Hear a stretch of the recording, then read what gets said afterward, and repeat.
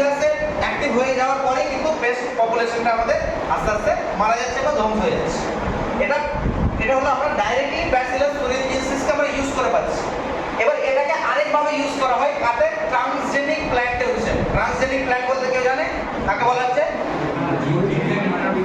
যে কোনো মানে প্লান্ট বা কোনো জীবকে মডিফাই করছি আমরা জেনেটিক্যালি বায়োটেকনোলজি ইউজ করে, তাহলে ট্রান্সজেনিক প্ল্যান্ট, একে আমরা আবার ট্রান্সজেনিক প্ল্যান্টে ব্যবহার করছি।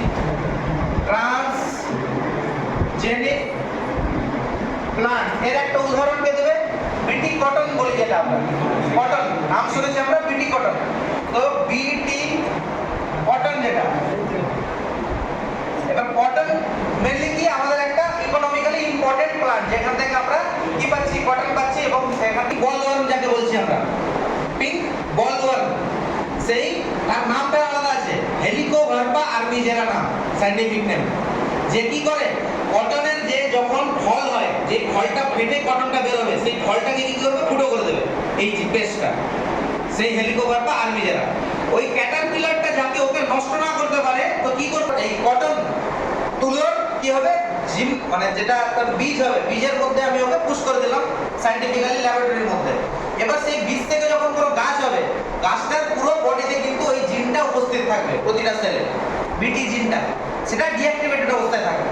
এবার পুনরায় কখন অ্যাক্টিভেট হবে? যখন ওই বিটির উপরে বা কটন গাছের উপরে কোনো সেই পেস্ট পপুলেশন বা ক্যাটারপিলার এসে ওকে খেতে যাবে, ওর পাতাকে খাবে, ওর কাণ্ডকে খাবে, বা ফলটাকে ফুটো করতে যাবে, তো ওর মধ্যে থেকে জিনটা ওর মধ্যে চলে যাবে পেস্টের মধ্যে।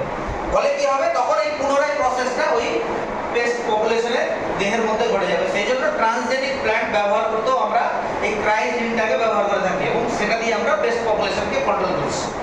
এটাও কিন্তু একটা বিশাল ইম্পর্টেন্ট একটা অ্যাসপেক্ট অফ ব্যাসিলাস থুরিনজিয়েন্সিস। ট্রাইকোডার্মা স্পিসিসটা, এবার ট্রাইকোডার্মা স্পিসিস যেটা ফাঙ্গাস, এটা আমাদের কি করছে? ফ্রি লিভিং, মুক্তভাবে অবস্থান করতে পারে আমাদের পরিবেশে। কোথায়? প্লান্টের রুটে থাকবে, কোনো উদ্ভিদের রুটে ফ্রি অবস্থায় থাকতে পারে, এরকম একটা ফাঙ্গাস হচ্ছে Trichoderma species. Free living in, তাই তো হাওয়ার সাথে থাকে না, মাটির সাথে মিশে থাকা এরকম প্যাথোজেন হয় আমাদের নিমাটোডস মতো। নিমাটোডস জানো? নিমাটো হেলমিনথেস যাকে বলে থাকি আমরা, মাটির নিচে মাইক্রোস্কোপিক নিমাটোডস জাতীয় প্যাথোজেন, যেটা উদ্ভিদের মূলকে ক্ষতি করে এবং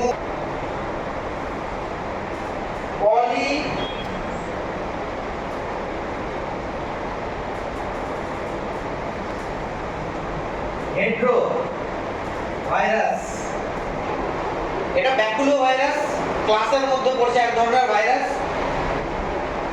এটা কি করে? আমাদের বিভিন্ন ইনসেক্ট যেগুলো হয়, আর্থ্রোপোডা এবং ইনসেক্ট পেস্ট থাকে, তাদেরকে অ্যাটাক করে। এরাও কি করে? এটা আমরা ইউজ করি অ্যাজ এ স্প্রে।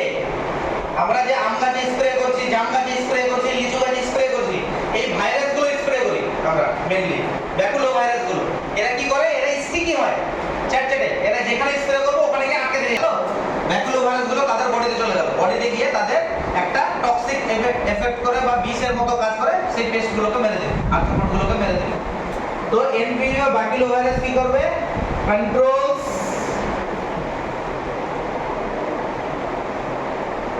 insect